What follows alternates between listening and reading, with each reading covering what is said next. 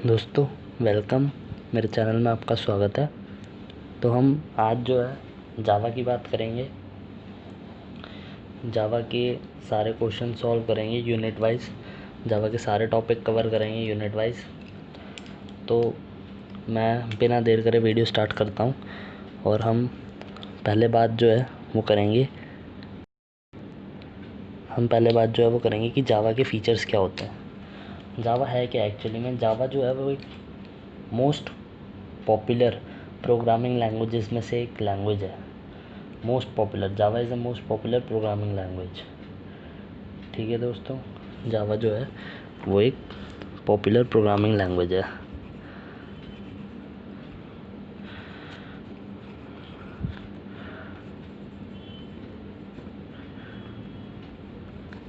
जैसा आप लोगों को पता है, जावा जो है वो एक पॉपुलर प्रोग्रामिंग लैंग्वेज है। अब दोस्तों इस पे ना एक क्वेश्चन आता है कि जावा के फ़ीचर्स बताने हैं हमें, फ़ीचर्स ऑफ जावा प्रोग्रामिंग, और जो कि हमारा टॉपिक भी है कि फ़ीचर्स क्या क्या होते हैं। तो मैं आपको कंसाइजली पॉइंट वाइज बताता जाता हूँ कि जावा के फ़ीचर्स हमारे पास क्या क्या है। जावा जो है वो बहुत एक सिंपल लैंग्वेज है, एक सिक्योर लैंग्वेज है, एक पोर्टेबल लैंग्वेज है। ये चीज़ें हम लिखते जाते हैं। जावा जो है वो एक सिंपल लैंग्वेज है, सिक्योर लैंग्वेज है, वो हमारी सिंपल लैंग्वेज है। सिंपल, अब इसके बारे में अगर हमें 2 लाइनें लिखनी हो तो हम लिख सकते हैं कि सिंपल का मतलब ईजी टू राइट है, रीडेबल, मतलब रीड और राइट हम बहुत आसानी से कर सकते हैं इसके अंदर। ठीक है, और सिक्योर है क्योंकि हम इसके अंदर ये सिक्योर भी है। तो हमारा सेकंड पॉइंट जो हो जाएगा सिक्योर, कि जावा जो है वो सिक्योर है लैंग्वेज है। ठीक है, सिक्योर क्यों है? क्योंकि कोई प्रोग्राम जो है वो इसे हार्म नहीं कर सकता। और इंटरनेट सिक्योरिटी के लिए हम सैंडबॉक्स मॉडल को भी यूज़ करते हैं। हमारे पास सिक्योरिटी मॉडल्स भी होते हैं कुछ, जिससे कि ये एक सिक्योर लैंग्वेज है। पोर्टेबल है, मतलब कि एक कोड को हम एक सिस्टम के अलावा दूसरे सिस्टम पे भी चला सकते हैं अपने। ठीक है, क्योंकि वो किसी भी प्रोग्राम प्लेटफॉर्म पर रन कर सकता है, लिनक्स, विंडो, मैक, कुछ भी हो। तो इसलिए ये हमारा जो है पोर्टेबल भी है। ऑब्जेक्ट ओरिएंटेड है दोस्तों, हमारी जावा जो है वो ऑब्जेक्ट ओरिएंटेड प्रोग्रामिंग लैंग्वेज है।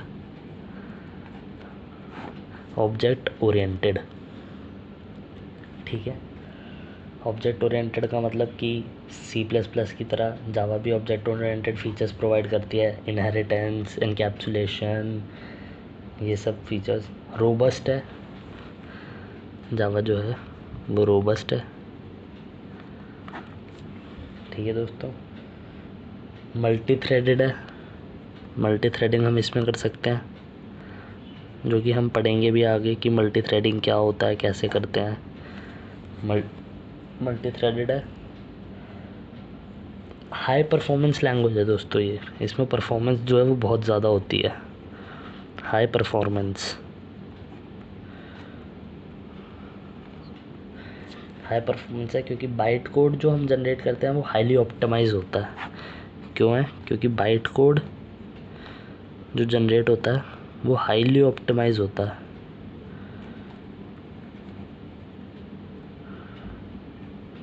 हाईली ऑप्टिमाइज्ड, ठीक है। तो दोस्तों ये कुछ पॉइंट्स है जो हमें ध्यान में रखने हैं कि जावा जो है वो हमारी मतलब जो है वो डायनामिक भी है। ये भी एक पॉइंट होता है दोस्तों कि डायनामिक, जावा के कुछ फीचर्स है जो कि जिनमें से ये भी एक फीचर्स है कि जावा जो है वो डायनामिक है। ठीक है दोस्तों, चलिए आगे बढ़ते हैं। आगे क्या है हमारे पास टॉपिक वो देखते हैं। तो अब हम लोगों को देखना है JVM के बारे में। JVM क्या होता है? JVM होता है हमारा Java virtual machine. Java virtual machine, और ये एक एब्स्ट्रैक्ट मशीन है। एब्स्ट्रैक्ट मशीन है। Java virtual machine is an abstract machine that executes Java byte code. Java के बाइट कोड को हम इसमें एग्जीक्यूट करते हैं। ठीक है दोस्तों। तो JVM जो होता है वो हमारा बेसिकली प्लेटफॉर्म डिपेंडेंट है, और JVM जो रिस्पॉन्सिबल होता है वो loading, verifying and execution of byte code के लिए होता है। मतलब JVM is firstly platform dependent, ये चीज़ याद रखिएगा। प्लेटफॉर्म डिपेंडेंट JVM जो है हमारा वो प्लेटफॉर्म डिपेंडेंट है। इस पर क्वेश्चंस आते हैं कि JVM जो है वो प्लेटफॉर्म डिपेंडेंट होता है हमारा। और ये किस चीज़ के लिए रिस्पॉन्सिबल है हमारा? 3 चीज़ों के लिए मैंने आपको बताया, loading, verifying and execution of byte code. ये हमारा इन चीज़ों के लिए रिस्पॉन्सिबल है। दोस्तों JVM जो होता है वो आता कहाँ से है हमारे पास, मैं ये भी बताता हूँ आपको। जैसे हमारे पास एक JDK होता है, जावा डेवलपमेंट किट, जिसको हम कहते हैं जावा डेवलपमेंट किट। इसके अंदर दोस्तों हमारे पास होता है JRE, जावा रन टाइम एनवायरनमेंट, जावा रन टाइम एनवायरनमेंट, जावा रन टाइम एनवायरनमेंट। और साथ में हमारे पास होता है JVM, जिसे हम कहते हैं जावा वर्चुअल मशीन, जो हमारा बाइट कोड प्रोड्यूस करता है। बाइट कोड क्या होता है दोस्तों, मैं थोड़ा वो भी बताता हूँ। बाइट कोड एक ऐसा कोड है जो कि ना कि असेंबली कोड है, वो मशीन कोड से अलग है, थोड़ा सा intermediate form of machine code है। हम ऐसा बोल सकते हैं कि जावा जो है वो हमारा बाइट कोड जो है वो हमारा intermediate form of machine code है, इसलिए वो प्लेटफॉर्म डिपेंडेंट भी है।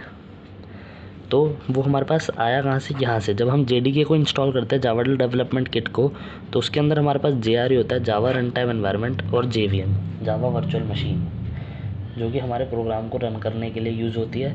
और JRE जो होता है वो हमें लाइब्रेरीज़ प्रोवाइड करता है, एनवायरनमेंट देता है, साथ ही साथ कुछ लाइब्रेरीज़ भी प्रोवाइड करता है।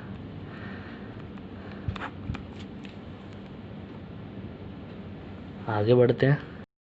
तो दोस्तों अब बात कर लेते हैं कि JVM जो है वो हमारा वर्क कैसे करता है।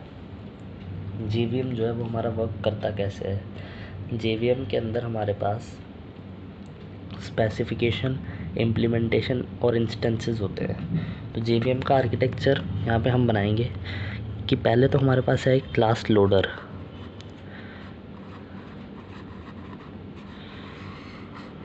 एक क्लास लोडर है दोस्तों हमारे पास, जिसका काम क्या होता है? लोड करने का। और ये वेरियस टाइप के लोडर्स होते हैं, जिनके बारे में हम आगे पढ़ेंगे कि वेरियस टाइप्स के लोडर होते हैं। एप्लीकेशन लोडर, बूटस्ट्रैप लोडर, कुछ वेरियस टाइप के लोडर्स होते हैं। लोडर का काम क्या है? क्लास को लोड करना। ठीक है। अब ये हमारा अटैच्ड होता है एक JVM मेमोरी के साथ। ये हमारा अटैच होता है JVM मेमोरी के साथ। और JVM मेमोरी जो होती है हमारी, वो कुछ पार्ट्स में डिवाइडेड होती है। JVM मेमोरी जो है हमारी दोस्तों, वो कुछ पार्ट्स में डिवाइडेड है।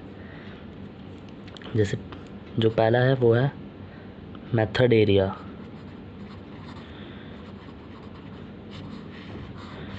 ये जो है ये हमारी है JVM मेमोरी।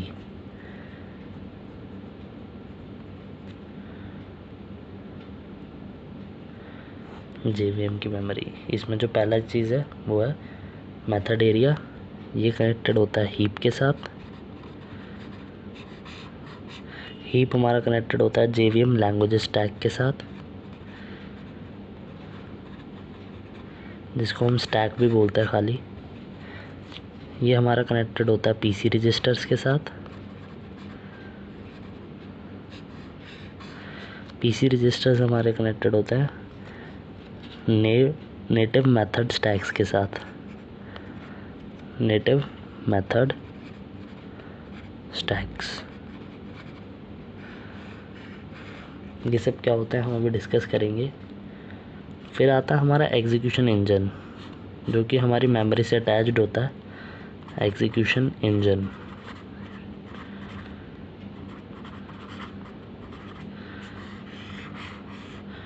एग्जीक्यूशन इंजन जो है वो अटैच होता है हमारा नेटिव मेथड इंटरफेसेस से, नेटिव मेथड इंटरफेसेस। और ये नेटिव मेथड इंटरफेसेस हमारे जो है वो नेटिव मेथड लाइब्रेरीज़ के साथ अटैच्ड होते हैं, लाइब्रेरीज़। अब ये सब चीज़ें क्या होती है वो हम एक एक करके देखेंगे। तो दोस्तों अब हम देखते हैं कि हमारा मेथड एरिया जो होता है वो क्या करता है। मेथड एरिया जो होता है दोस्तों वो हमारा स्टोर करता है रन टाइम कांस्टेंट पूल्स को, फील्ड को और मेथड डेटा को। स्टोर करता है वो फील्ड्स को, मेथड एरिया को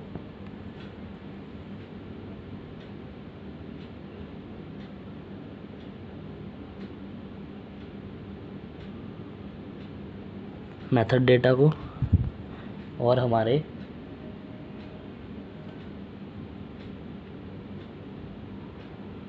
और ये होता क्या, ये कांस्टेंट पूल होता है, it is a constant pool जो स्टोर करता है हमारे फील्ड्स को और मेथड एरिया को। ठीक है दोस्तों। हीप जो होती है ना, हीप हमारी होती है run time data area in which objects are allocated. Run time data area in which objects are allocated. इसके अंदर हम ऑब्जेक्ट्स को एलोकेट करते हैं, हीप के अंदर हम ऑब्जेक्ट्स का एलोकेशन करते हैं, ऑब्जेक्ट्स एलोकेट करते हैं इसके अंदर। ठीक है। स्टैक्स जो होते हैं ना हमारे वो वेरिएबल और कुछ पार्शियल रिजल्ट्स को होल्ड करते हैं। स्टैक्स जो होते हैं हमारे वो वेरिएबल्स को और पार्शियल रिजल्ट्स को होल्ड करते हैं, पार्शियल रिजल्ट्स को होल्ड करते हैं। प्रोग्राम काउंटर जो होता है हमारे पास, जिसे हम लिखते हैं पीसी प्रोग्राम काउंटर, ये हमारी इंस्ट्रक्शन को होल्ड करता है, एड्रेस को होल्ड करता है of JVM currently being executed. ठीक है दोस्तों, ये क्या करता है, ये हमारा एड्रेस को होल्ड करता है, address of JVM currently being executed.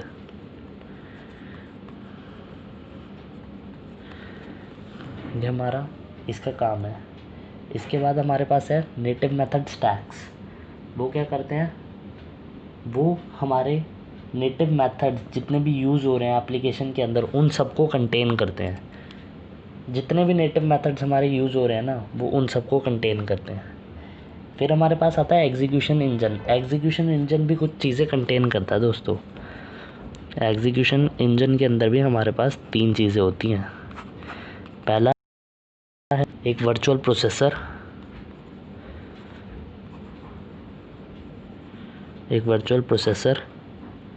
एक interpreter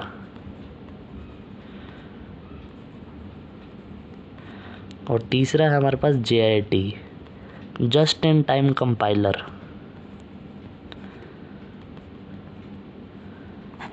just in time compiler, ये हमारे पास कुछ 3 चीज़ें हैं हमारे पास एग्जीक्यूशन इंजन के अंदर।